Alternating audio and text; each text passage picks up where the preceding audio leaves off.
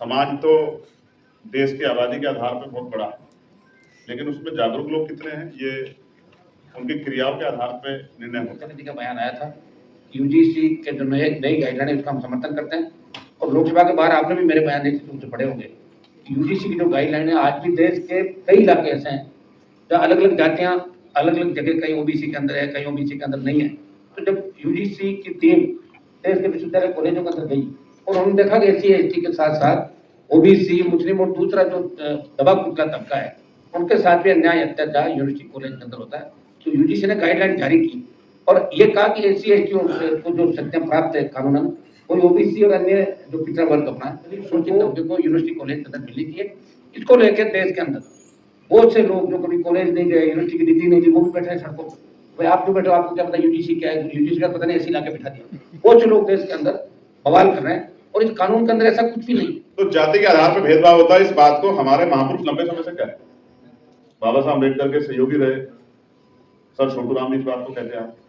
Simon commission का समर्थन करने वाले, स्वागत करने वाले तमाम उस समय के प्रतिनिधि जिनमें सर छोटू राम थे, वो भी इस बात को कहते हैं। बाबा साहब अम्बेडकर भी यहां से लेके गोलमेज कॉन्फ्रेंस में जाके वहां तक इस बात को कहते हैं कि देश में कमजोर वर्गों के साथ जाति के आधार पर भेदभाव होता है। ये भेदभाव बहुत सारे लोग जो सशक्त हो गए उनको लगता है कि नहीं होगा।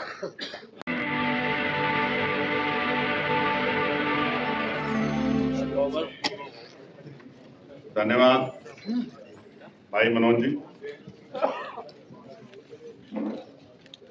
आज गालिब इंस्टीट्यूट है, गालिब इंस्टीट्यूट में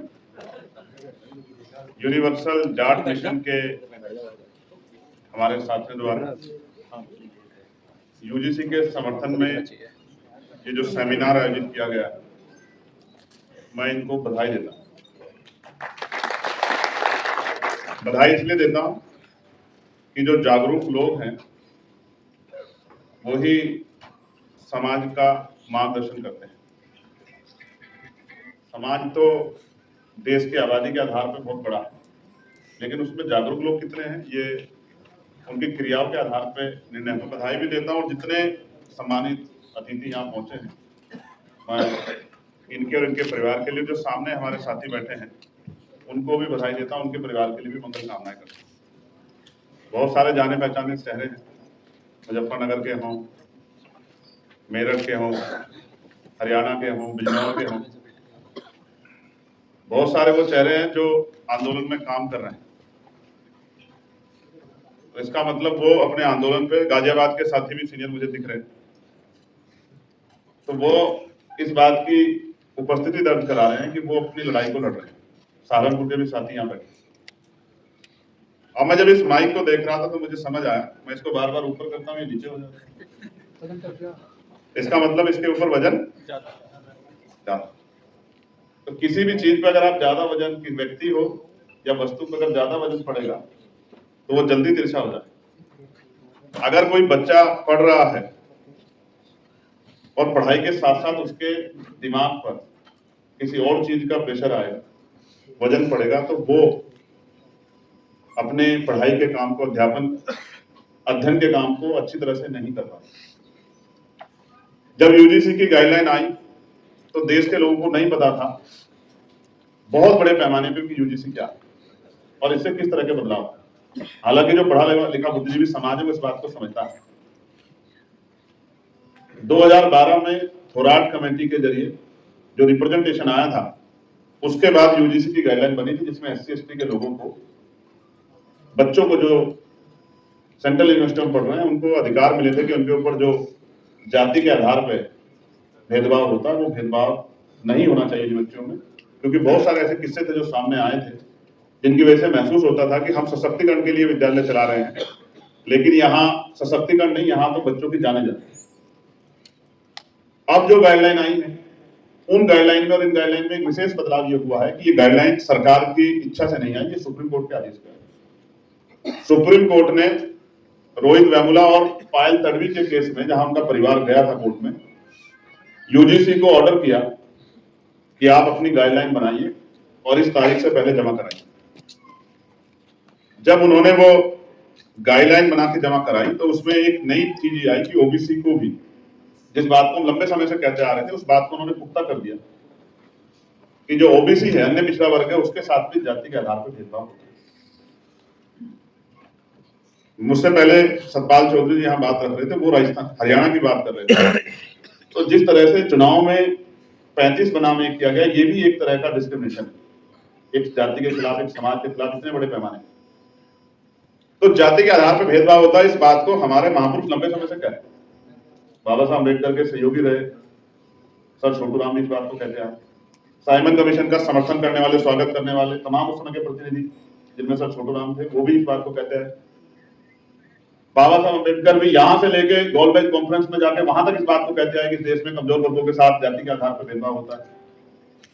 ये भेदभाव बहुत सारे लोग जो सशक्त हो गए उनको लगता है कि नहीं होगा, लेकिन जो आर्थिक रूप से भी कमजोर हैं, सामाजिक भेदभाव के शिकार होते हैं, SC ST OBC के लोग, वो इस बात को जानते हैं कि भेदभाव होता है। तो जब ये नई गाइडलाइन आई तो उसमें ओबीसी को जोड़ा गया तो देश में भूचाल आ गया। ऐसा भूचाल जो मंडल कमीशन के समय आया था, ऐसा भूचाल चंद लोग विरोध में उतरे और मीडिया ने उस विरोध को इस तरह से प्रोजेक्ट किया जैसे बहुत बड़ी क्रांति होगी। मेरे आज भी याद है 2 अप्रैल 2018 का जो आंदोलन हुआ था, 12 बजे तक उस आंदोलन के लोग मजाक बना रहे थे कि क्या कमजोर वर्गों के लोग भी भारत बंद कर सकते हैं, लेकिन 12 बजे के बाद देश का हर न्यूज चैनल कोशिश कर रहा था कि वो इस आंदोलन को बदनाम करे। तो यहाँ चंद लोग विरोध करने आए और उस आंदोलन को इस तरह दिखाया गया कि 4 लोग खड़े हो जाते हैं तो टीवी मीडिया कवरेज करता है, डिबेट होती है, डिबेट में एक ही विचार के, एक ही टाइटल से जुड़े लोग बैठ के ये तय करते हैं कि भाई ये गलत हो रहा है, सही हो रहा है, और वो बताते हैं टकराव जैसी स्थिति हो रही। तो फिर मुझे मंडल कमीशन को पुनः पढ़ना पड़ा कि मंडल कमीशन के समय क्या हुआ। और मैंने बार बार ये सवाल खड़ा किया कि जो लोग भाईचारे की बात करते हैं, कहते हैं जात पात की करो विदाई, हिंदू हिंदू भाई भाई, आज उनको क्या हुआ है? अगर वो वास्तविकता में कमजोर वर्गों को, SC ST OBC को अपना भाई मानते हैं धर्म के आधार पे, जब वो नारा लगाते हैं हिंदू हिंदू भाई भाई, तो आज अगर किसी छोटे भाई को कुछ मिल रहा है, उनके बच्चों की, क्योंकि 118% की वृद्धि हुई यूनिवर्सिटियों में सुसाइड के और उस तरह के अटेम्प्ट में बच्चों के द्वारा, क्योंकि जान जा रही है, तो वो भाई भाई की बात करने वाले लोगों को तो पीड़ा नहीं होनी चाहिए, उनको तो चाहिए था, वो स्वागत करते हैं भाई। अगर मैं बहुजन समाज के लोगों को भाई कह रहा हूं तो मैं पार्लियामेंट में ये भी कह रहा हूं कि पिछड़े वर्ग को पॉलिटिकल रिजर्वेशन मिलना चाहिए। आप अगले 1 हफ्ते में देखना, मैं इस बात को बहुत जोर से उठाऊंगा, मैं मंचों से कह रहा हूं कि पिछड़े समाज को 27% मिला है, ये बढ़कर 52% होना चाहिए। हम लोग इस बात की मांग को उठा रहे हैं, इससे हमें किसी बात की दिक्कत नहीं है। हम लोग जिनको बहुजन समाज कहते हैं, चाहे वो दलित हो, चाहे वो पिछड़े हो, आदिवासी हो, मुसलमान हो, जैन हो, सिख हो, बौद्ध, हम सबके लिए आवाज उठा रहे हैं। अगर उनको कुछ मिलेगा तो हमें दिक्कत नहीं है, तो यही तो भाईचारा हुआ ना। तो क्या तो ये नारा खोखला भाई भाई का जो लोग लगाते हैं, या फिर अगर नारा खोखला नहीं है तो इसका मतलब ये है कि जब जब हमें कुछ मिलेगा तब तब इस देश में मजबूती से विरोध होगा। और विरोध तो हम लोग भी करते हैं अपने अधिकारों के लिए। किसान आंदोलन में कितना बड़ा विरोध, 700 किसान शहीद हुए, लेकिन देखने दिखाने का चश्मा तो एक ही है, वो अपने चश्मे से दिखाते हैं। कभी वो कहते हैं कि फॉर्च्यूनर में किसान नहीं हो सकता, यही तो दर्द देता है ना, वो फॉर्च्यूनर चलाने वाला किसान नहीं हो सकता, टैक्स वाला किसान नहीं हो सकता, बड़े बंगले वाला किसान नहीं हो सकता। तो जो भी आंदोलन करने सरकार खिलाफ है, उन्होंने क्या कहा?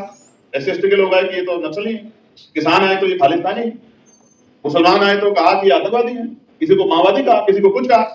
तो उनका काम तो मीडिया बड़ी आसानी से कर देती है, जो काम सरकार नहीं कर पाती वो मीडिया कर देती है। और उसी टीवी को देख के हमारे लोग प्रभावित होते हैं, उसी टीवी को देख के जज साहब का मन बदलता है। और इतने केसेज होने के बावजूद आपको सोचना चाहिए, इतने केसेज पेंडिंग पड़े हैं। मध्य प्रदेश का 17% का 27% का जो है पेंडिंग पड़ा है, 13% जो है वहां जो रिजर्व किया गया है, रोका गया है, वहां का वो पेंडिंग पड़ा हुआ है। लेकिन उस पेंडिंग को छोड़ के यहाँ जो है एक दिन पहले PL दाखिल होती है और अगले दिन उस पर स्टे हो जाता है, रोक लग जाती है। ये इस बात का उदाहरण है कि कमजोर वर्गों के पक्ष में न सरकारें खड़ी। RLP के राष्ट्रीय अध्यक्ष भाई हनुमान मेघवाल जी हमारे बीच पहुंचे, मैं सभासद होंगे कि उनका स्वागत करूं,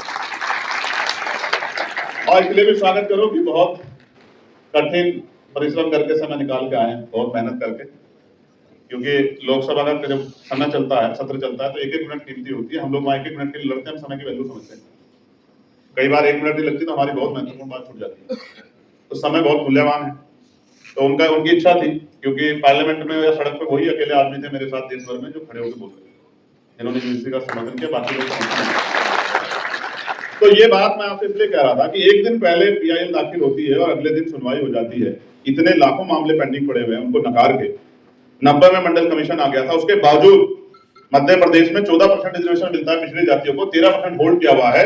उनका मामला लंबे समय से पेंडिंग पड़ा हुआ है। कभी हाईकोर्ट सुप्रीम कोर्ट भेज देती है, कभी सुप्रीम कोर्ट वापस हाईकोर्ट भेज देती है।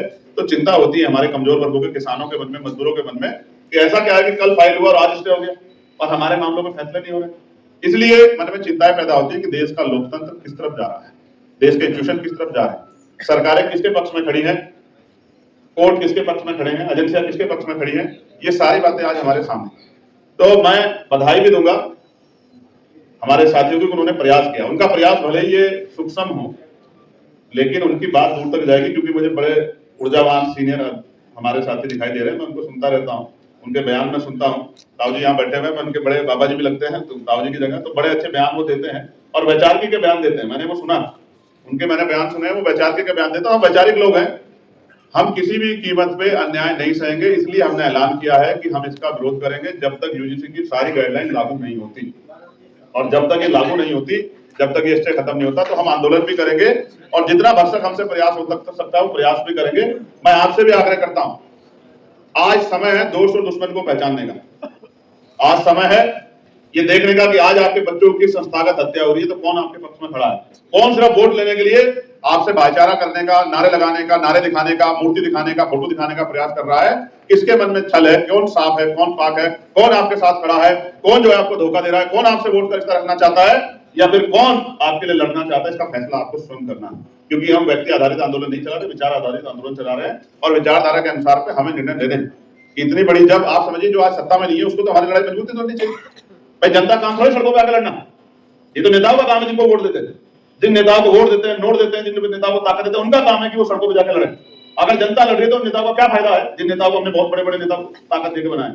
इसलिए ये आज जिम्मेदारी है, ये जिम्मेदारी की हम पहचाने कि कौन सी पार्टी, कौन सा संगठन, कौन सा दल, कौन सा नेता आपके पक्ष में खड़ा है और कौन आपके बच्चों को संस्थागत उनकी हत्या होने पर बैठ के तमाशा देगा। और अगर आज नहीं जाके तो मैं आपको लिख के दे रहा हूं, वो दिन दूर नहीं है कि ऐसे ऐसे कानून इस देश में आएंगे कि आपको ऐसा लगेगा कि क्या वास्तविकता में हम इस देश के रहने वाले हैं, या कानून ये हमारे लिए बन रहे हैं या हम कोई बाहर के लोग। इस तरह की स्थिति आज देश में पैदा हो गई है। मैंने अभी बजट पे बात रख रहा था तो मैंने पूछा कि डबल इंजन की सरकार उत्तर प्रदेश में है, वादा किया उन्होंने 2022 में कि हम किसानों की बिजली माफ करेंगे। किया नहीं किया भाई बताओ? बिजली माफ करेंगे, बिजली का बिल माफ करेंगे, क्या नहीं किया? कहां कर्ज माफ करेंगे? दोनों में से एक काम नहीं किया। लेकिन जब चुनाव आएगा तो एक ही एजेंडा लेके आ जाएंगे हिंदू मुसलमान का, और हमें फिर कोशिश करेंगे कि हम उनके एजेंडे पे जो है वोट का निर्धारण जनता कर दे और वो सत्ता में आ जाए। आपको और मुझे क्या मिला मुजफ्फरनगर के बाद? आप अपने दिल से पूछ कर देखो क्या मिला मुजफ्फरनगर के बाद? हमको क्या मिला? ये मिला कि जो सेना की नौकरी हमारा गर्व हुआ करता था वो अग्निवीर करके हमें किसी लाइन में छोड़ा। आज हमारे बच्चे अग्निवीर में जाने से डरते हैं, कहते हैं कि 4 साल की नौकरी में कौन गाँव पे लगाएगा। देश की सीमाएं कमजोर कर दी सरकार ने। और मैं अभी आज मेरा 0 आवर में क्वेश्चन था कि जो हमारे अर्धसैनिक बल हैं जो देश के लिए पहली पंक्ति में खड़े होकर जान देते हैं, चाहे असम हो चाहे मणिपुर, अभी भी असिस्टेंट कमांडेंट जो है कोबरा फोर्स के हमारे अजय मलिक साहब, उनका पैर उड़ गया, नक्सलवादी क्षेत्र में ऑपरेशन में थे, पैर उड़ गया, कोई पूछने वाला नहीं, उनके प्रमोशन नहीं हो रहे। अर्धसैनिक बलों को सेना की तरह सम्मान नहीं मिल रहा, उनको शहीद होने पे, शहादत होने पे शहीद का दर्जा नहीं मिल रहा देश के अंदर। और सबसे अग्रिम पंक्ति में BSF खड़ी होती है, पाकिस्तान के साथ खड़ी होती है, चाइना के साथ सामने खड़ी होती है और लड़ाई लड़ती है, जंग में जो है दांत खट्टे करते दुश्मनों। लेकिन नहीं मिल रहा क्योंकि सरकार नहीं देना चाहती, पुरानी पेंशन नहीं देना चाहती, प्रमोशन रिजर्वेशन नहीं देना चाहती। तो तमाम तरह से हमें इन मुसीबतों से निकलने के लोकतांत्रिक व्यवस्था में हमें भाईचारा बनाना पड़ेगा। और ये जो मुहिम हमारे साथियों ने शुरू की है, सतपाल जी और तमाम साथियों ने, मनोज जी ने, मैं उनको बधाई देता हूँ कि वो आज का जो उन्होंने प्रयास किया ये सफल होगा, ये बात दूर तक जाएगी। और जब बुद्धिजीवी समाज अपनी बात को, अपनी जिम्मेदारी को उठा लेगा तो वो दूर नहीं, एक बड़ा परिवर्तन भी सामाजिक रूप से दिखाई देगा जिसका फायदा आने वाली नस्लों को मिलेगा। और हम इसीलिए लड़ रहे हैं क्योंकि बाबा साहब अम्बेडकर कहते थे कि जो समाज अपना इतिहास नहीं जानता वो कभी भविष्य का निर्माण नहीं कर सकता है। तो हम इतिहास को जानते हैं कि इस देश की, इस व्यवस्था का, आज के कमजोर किसानों की हाल का जिम्मेदार कौन है और हम कैसे आगे बढ़ सकते हैं, कौन हमारा मित्र है, कौन हमारा राजनीतिक शत्रु है। इस बात को हम जानते पहचानते हैं और हम अपनी लड़ाई को मजबूती से लड़ेंगे। तब तक लड़ेंगे जब तक हम अपने महापुरुषों के सपने को, अधूरे सपने को पूरा नहीं करते। और ये तभी संभव है जब भाईचारा बनाए, क्योंकि लोकतंत्र में सरों के द्वारा शक्ति का निर्णय होता है, तो वो तभी हो पाएगा जब आपके अंदर भाईचारा हो। बहुत बहुत धन्यवाद, क्योंकि हाउस चल रहा है, जाना है और हनुमान जी को भी अपनी बात रखनी। मैं आप सबको बधाई देता हूँ। और यूनिवर्सल जाट मिशन और हमारी बहन नीतू, कहा नीतू बहन हमारी, उन सबको मैं बधाई देता हूँ कि उन्होंने एक अच्छा अरेंजमेंट किया। मोनिका सिंह सुप्रीम कोर्ट के एडवोकेट, मैं अपनी बहनों को बधाई देता हूँ, भाइयों को बधाई देता हूँ, जो सम्मानित हमारे बुजुर्ग बैठे उनको भी कि उन्होंने समय निकाला और हमें आगे आशीर्वाद देकर धन्यवाद। जय भीम, जय जवान जय किसान। सम्मानित मंच, उपस्थित मौजूद बुजुर्गों, नौजवान साथियों, माताओं बहनों, हमारी इच्छा थी कि हम 11 बजे आपको भी जाते और चंद्रशेखर जी की बड़ी इच्छा थी कि हम दोनों इसके अंदर आप जब उपस्थित दर्ज कराएं, क्योंकि जब यूजीसी की गाइडलाइन आई थी तो देश के अंदर इसके समर्थन में ऑल पार्टी मीटिंग और बाहर जो बयान दिए, तो चंद्रशेखर जी का बयान आया था कि यूजीसी के जो नई गाइडलाइन है उसका हम समर्थन करते हैं। और लोकसभा के बाहर आपने भी मेरे बयान निश्चित रूप से पढ़े होंगे। यूजीसी की जो गाइडलाइन है, आज भी देश के कई इलाके ऐसे हैं जहाँ अलग अलग जातियाँ अलग अलग जगह, कहीं ओबीसी के अंदर है, कहीं ओबीसी के अंदर नहीं है। तो जब यूजीसी की टीम देश के विश्वविद्यालय कॉलेजों के अंदर गई और उन्होंने देखा कि SC/ST के साथ साथ ओबीसी, मुस्लिम और दूसरा जो दबा कुचला तबका है उनके साथ भी अन्याय अत्याचार यूनिवर्सिटी कॉलेज के अंदर होता है। तो यूजीसी ने गाइडलाइन जारी की और ये कहा कि SC/ST को जो शक्तियां प्राप्त है कानूनन, वो ओबीसी और अन्य जो पिछड़ा वर्ग अपना है उनको, दलित शोषित तबके को यूनिवर्सिटी कॉलेज के अंदर मिलनी चाहिए। इसको लेकर देश के अंदर बहुत से लोग जो कभी कॉलेज नहीं गए, यूनिवर्सिटी की डिग्री नहीं दी, वो भी बैठे हैं सड़कों पर।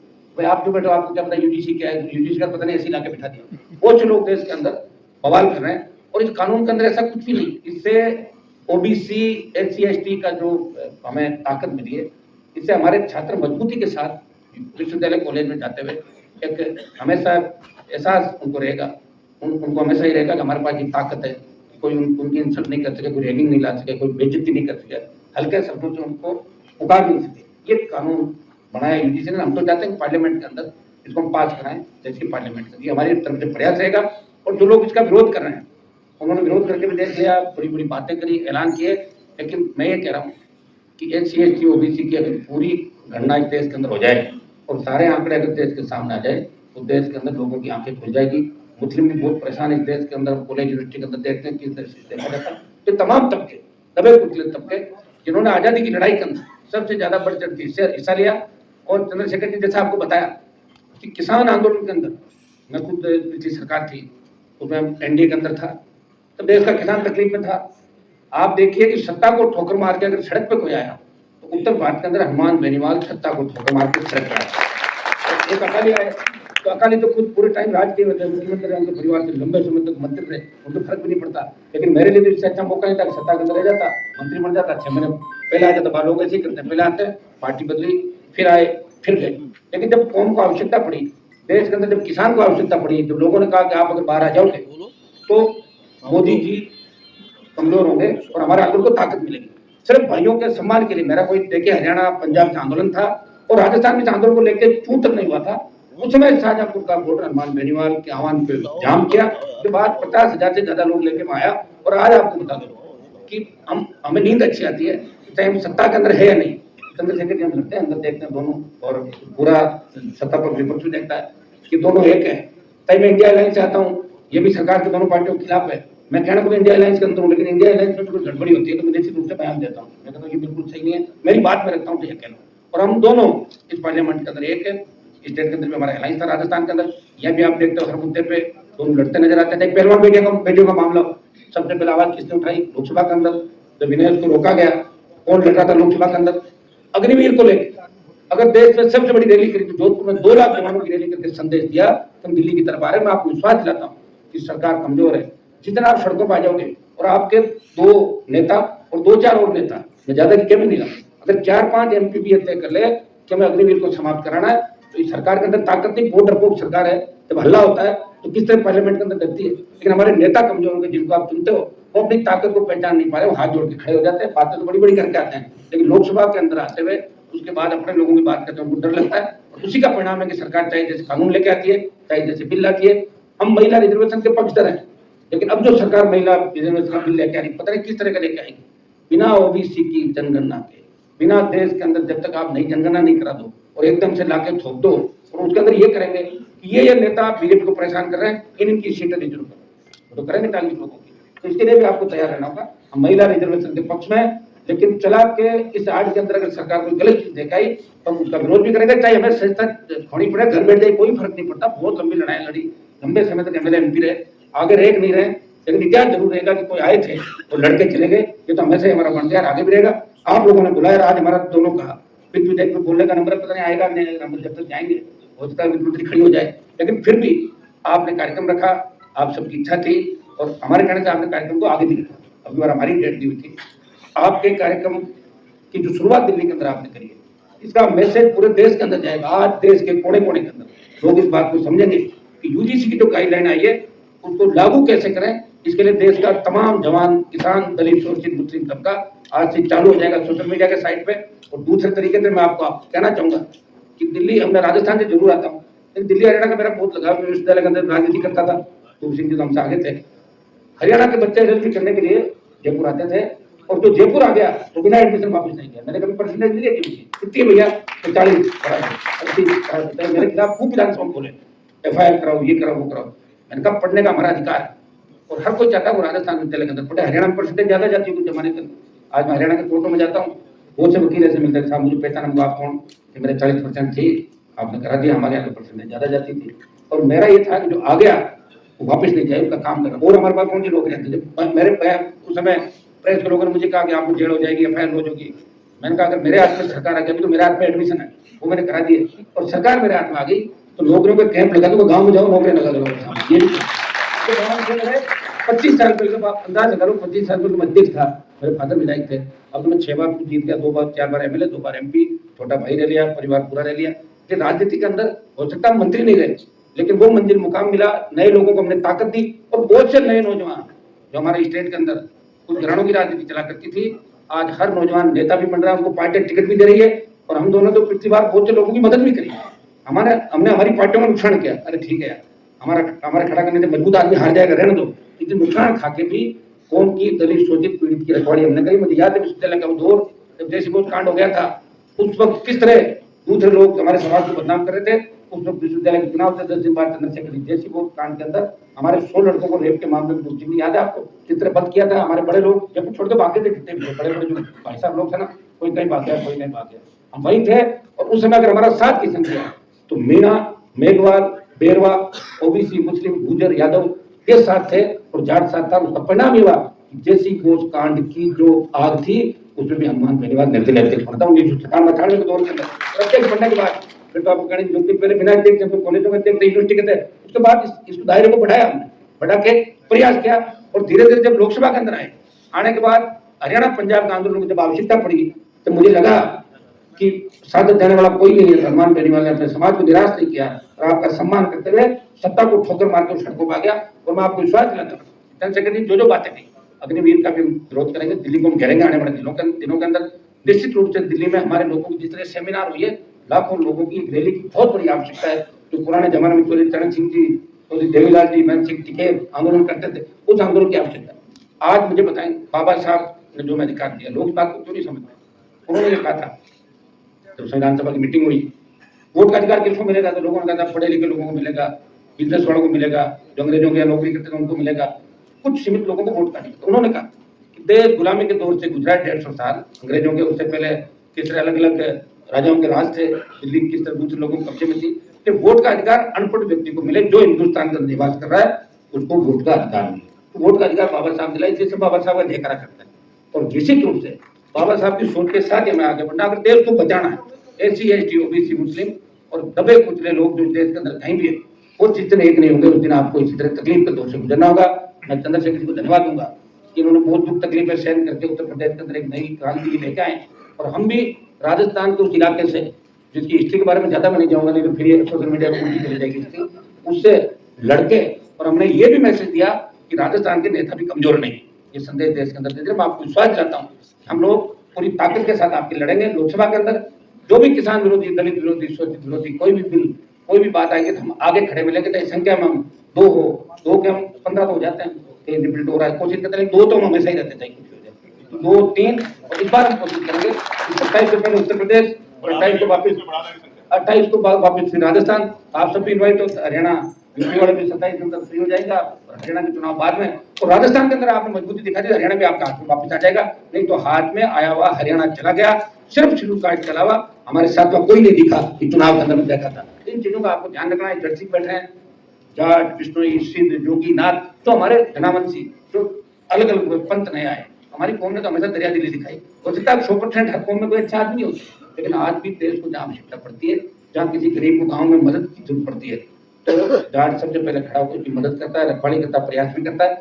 कई बार परिस्थिति ऐसी बढ़ जाती है, बहुत से लोग निकम्मे हैं, किसी भी कौम से आ जाते हैं, लेकिन फिर भी मैं देश के नौजवानों को, आप सब जो आपने कार्यक्रम कराया हमारे इस बैनर तले यूनिवर्सल जाट मिशन के, तो उनको मैं सबको बधाई दूंगा। ये भी कहना चाहूँगा कि पंजाब, हरियाणा, अफगानिस्तान से लेकर गंगा के तट तक जो हमारी आबादी थी, धीरे धीरे एक प्लानिंग के तहत हमें आपस में जुड़ाने का काम किया, अलग अलग करने का काम किया, फिर भी हम सब लोग नए सिरे से एक हो गए। किसान आंदोलन पंजाब से चला और उसमें हनुमान बेनीवाल ने साथ दी से आप अंदाज लगा सकते हो कि अब ये कौम है एक होगी।